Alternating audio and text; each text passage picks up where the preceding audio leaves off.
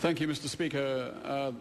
I rise to address this motion. The Green Party is, of course, prepared to support the motion. Generally, we believe that the work undertaken by these three agencies, the Auditor General, the Ombudsman, and the Parliamentary Commissioner for the Environment, all do excellent work. They do, of course, have a special role to play. As officers of Parliament, they are independent of the executive branch of government. And they are, in fact, officers of this legislature, which is why we in the committee get to determine their budget, as opposed to the Minister of Finance, and that is as it should be. When we look at the budgets, not that there is any inherent reason for comparing these three, but it is notable, is it not, the small budget that the Parliamentary Commissioner for the Environment receives, $2.6 million in the forthcoming year, compared with $8.6 million for the Office of the Ombudsman, and in fact $61.7 for the Office of the Auditor General. The Parliamentary Commissioner for the Environment not only has a small budget, but a small staff, only 15 full-time people on the staff. So one has to ask, with great respect for the individual competence of Dr. Jan Wright and her colleagues, just how much can be undertaken to fulfil their role, as important as it is. If you look at their statutory functions, the PCE, the four statutory functions, I find two in particular, of course, attend to our interests. One is to determine whether the current laws, environmental laws, are working adequately. And that is the first one. And the third one is to advise the Parliament and the government on environmental issues.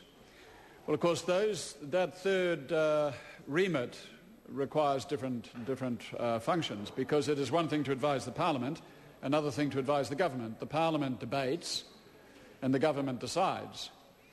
So the advice, which may be the same, that goes to both Parliament and to the government, may end up having a different outcome. One could in fact legitimately ask how much notice is taken, at least by the government, of the PCE's advice. If we take climate change, for example, in the annual report of the PCE, the report dated 30 June 2009, the Parliamentary Commissioner acknowledges that, quote, climate change is the environmental challenge that dwarfs all others. And yet in the submission that the Parliamentary Commissioner makes to the Finance and Expenditure Committee in October last year, she made 8 recommendations. And they were very important recommendations pertaining to the proposed legislation of the government. And I take the opportunity to read them out, sir.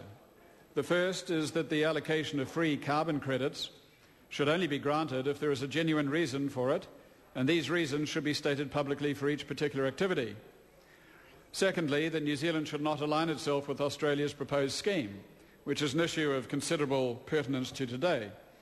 Third, a cap on the number of carbon credits freely allocated is vital to create the right incentives and reduce fiscal risk to the government and policy uncertainty for business.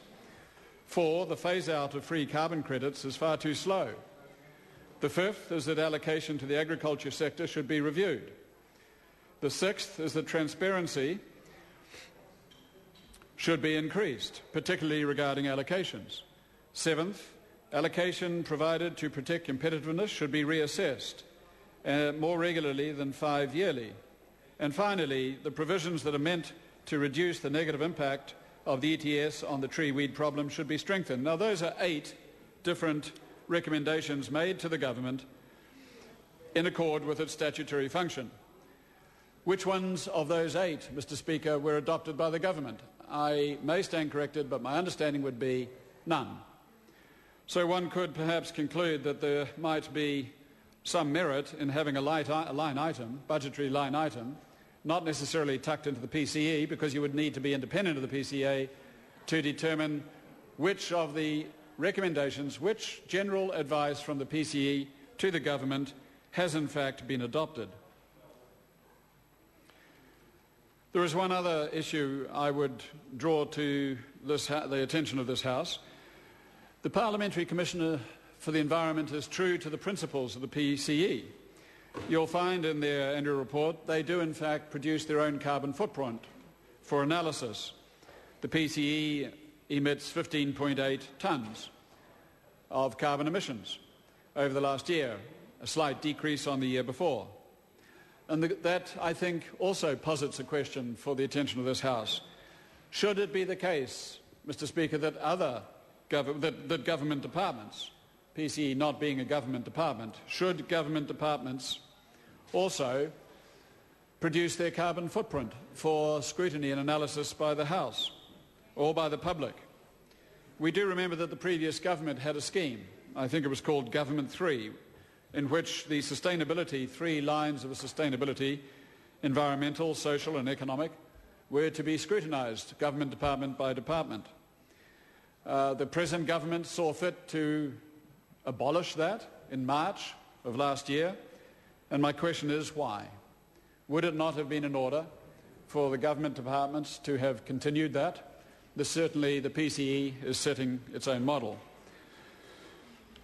Finally, Mr. Speaker, I note that in the context of the good work that the PCE does, its latest report, which was only about a week ago or so, to the OECD, How Clean is New Zealand, which is a measurement of New Zealand's environmental health, was sent to the OECD, and I notice on page 39 a recommendation that the government should produce, or should at least advance, a National Environmental Reporting Act. And so the Green Party strongly supports that suggestion, that recommendation from the Parliamentary Commissioner, and I personally shall be exploring, I hope in dialogue with the government, ways in which the idea of sustainability indicators can be produced and integrated into government legislation. So with those words, I would just like to endorse the motion and pay tribute to the Parliamentary Commissioner for the Environment and to the other 2 independent bodies for the work that they do. Thank you. Rahui Katane. Thank you, Mr. Speaker. I want to take the opportunity of this notice of motion